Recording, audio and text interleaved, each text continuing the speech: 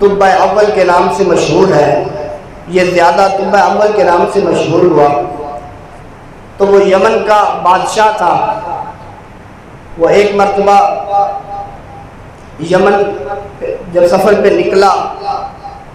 تو مکہ شریف پہ ہوتا ہوا مدینہ شریف جب پہنچا، حضور پاک صلی اللہ علیہ وسلم آپ کی ولادت سے 1000 سال پہلے کا یہ واقعہ ہے۔ وہ جب چلتا چلتا مدینہ شریف پہنچا تو اس بادشاہ کی یہ ایک اچھی خصلت بھی تھی، ایک اچھی عادت بھی تھی کہ جب بھی وہ کسی لمبے سفر پر جاتا تو وہ اپنے ساتھ اہل علم، علماء اور جو اس وقت کے زیادہ پڑھے لکھے ہوتے ان لوگوں کو اپنے ساتھ ملا کر لے کر جاتا۔ بعض روایات میں آتا ہے کہ اس کے ساتھ 400 اہل علم لوگ تھے، اور بعض روایات میں آتا ہے کہ 4000 ان کی تعداد ہے۔ وہ جب مدینہ شریف، اس وقت تو وہاں پر کوئی چیز نہیں تھی، بالکل چٹیل میدان تھا، کیونکہ حضور کی ولادت سے 1000 سال قبل کا واقعہ ہے۔ جب وہاں پر پہنچا تو ایک پانی کا چشمہ تھا اور چند کھجوروں کے درخت تھے، تو انہوں نے وہاں پر پڑاؤ ڈال دیا، سوچا کہ رات ہم یہیں پر گزاریں گے، صبح پھر اپنا سفر کریں گے۔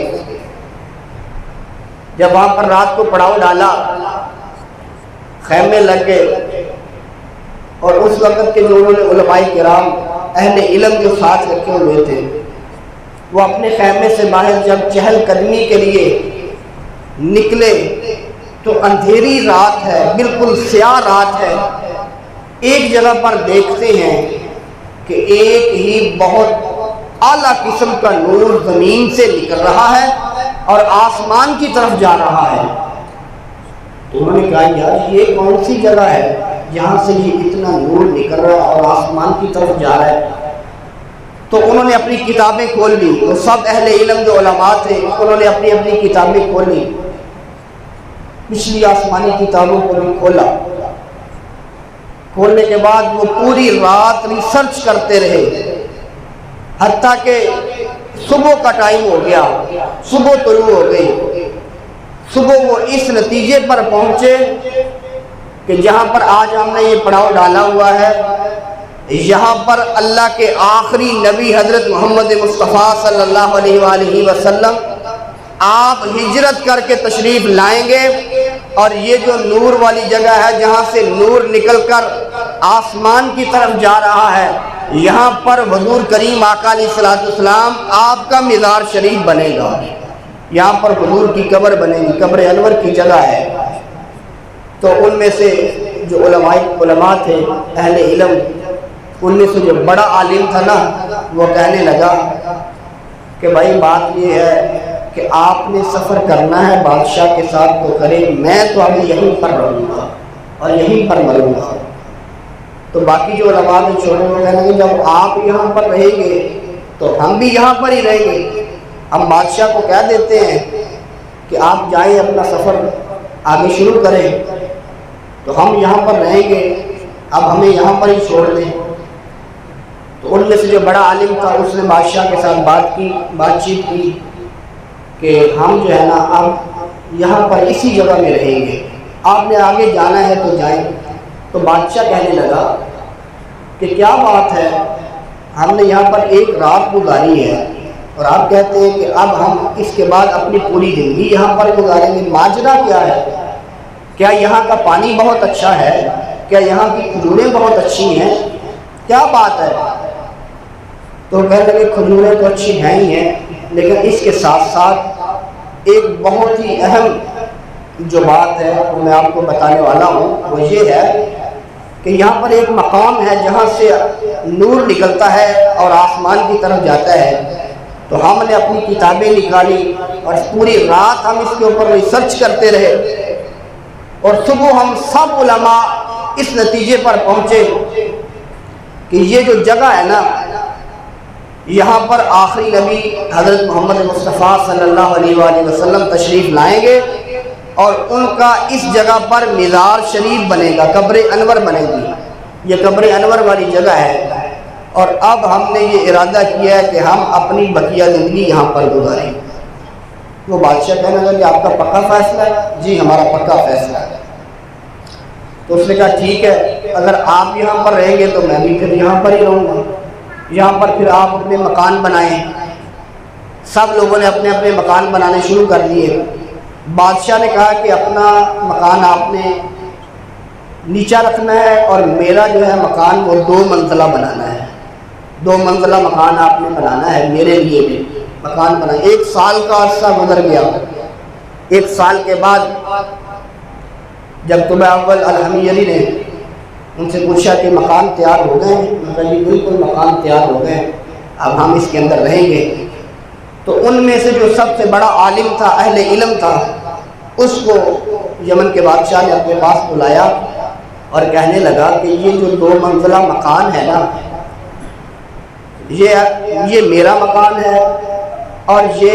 ایک میں آپ کو خط دے رہا ہوں لکھ کر، میں اب یہاں سے سفر کر کے واپس یمن جاؤں گا، آپ نے یہ میرا خط آخری نبی الزماں کو یہ پہنچا دینا ہے۔ تو وہ کہنے لگا کہ اگر میرا وصال ہو گیا تو پھر، تو بادشاہ کہنے لگا کہ بات یہ ہے کہ اگر آپ کا وصال ہو گیا تو آپ نے اپنے بڑے بیٹے کو یہ وصیت کرنی ہے، اور اس کے بعد جب اس کا وصال ہو جائے تو اس نے اپنے بیٹے کو وصیت کرنی ہے۔ اس طرح یہ خط اور یہ جو 2 منزلہ مکان ہے یہ میں حضور کو تحفے میں دینا چاہتا ہوں، اور جب یہ میرا مکان اور خط حضور کی بارگاہ میں پہنچ جائے تو حضور کی بارگاہ میں وہ عرض کرے ہاتھ بن کے، میری طرف سے بھی سلام کہے اور کہے کہ یا رسول اللہ، یہ آپ کا ایک غلام 1000 سال پہلے جو محبت اور عقیدت کا اظہار کر رہا تھا، اس نے آپ کو یہ مقام تحفے میں دیا ہے، اور یہ خط بھی قبول فرمائیں، اور میں آپ کا غلام ہوں۔ وہ چلے گئے، بادشاہ چلا گیا، بڑے عالم کو وہ خط دے گیا۔ اس طرح جب وہ اس کا وصال ہوا تو اس نے اپنے بیٹے کو دیا، جب اس کا وصال ہوا تو اس نے اپنے بیٹے کو دیا۔ چلتے چلتے یہ خط اور مکان، جب حضور ہجرت مدینہ کی طرف آ رہے تھے تو اس وقت ہر بندے کی یہ خواہش تھی کہ حضور میرے گھر میں تشریف لائیں۔ مدینہ شریف جب ہجرت کر کے حضور آ رہے تھے تو ہر بندے کی یہ خواہش تھی کہ حضور میرے گھر میں تشریف فرمائیں، میرا مکان قبول فرمائیں۔ لوگوں نے طرح طرح کے جو ہے وہ حضور پاک صلی اللہ علیہ وسلم آپ کی اونٹنی قصوہ کے سامنے چارہ ڈالنے کی کوشش کی، ہرے رنگ کی گھاس لے کر کوئی کہ اونٹنی ادھر مائل ہوگی، تو حضور نے فرمایا کہ میری جو اونٹنی قصوہ ہے اس کی نکیل جو ہے وہ چھوڑ دی جائے، یہ اللہ کے حکم سے چلتی ہے، اور جہاں جا کر بیٹھ جائے گی اللہ کے حکم سے وہاں پر میں اپنی رہائش کروں گی۔ اب یہ اونٹنی چلتی چلتی وہ 2 منزلہ مکان کے سامنے جا کر بیٹھ گئی، اور وہ 2 منزلہ مکان پتہ کس کا تھا؟ وہ 2 منزلہ مکان حضرت ابو ایوب انصاری کا تھا۔ جب وہاں پر حضور کی اونٹنی جا کر بیٹھ گئی تو وہ جلدی جلدی حضرت ایوب انصاری باہر آئے اور دیکھا، بہت خوش ہوئے۔ وہ جب حضور کو دیکھا تو حضور کی خدمت میں کبھی کوئی چیز پیش کر رہے ہیں، حضور کھانا لے کر آؤں، پانی لے کر آؤں، حضور آپ کی خدمت۔ حضور نے فرمایا کہ اے ابو ایوب انصاری، وہ چیزیں بعد میں کریں گے جو 1000 سال پہلے میرا دیوانہ آپ کو خط دے کر گیا، وہ میرے پاس لے آؤ۔ اب یہ دیکھیں، ایک تو ادھر اونٹنی ہے، اب اونٹنی کا آپ کو پتہ ہے کہ انسان کا دماغ اور اونٹنی کا دماغ ایک جیسا نہیں ہوتا۔ جس اونٹنی کے اوپر حضور سوار ہو جائیں،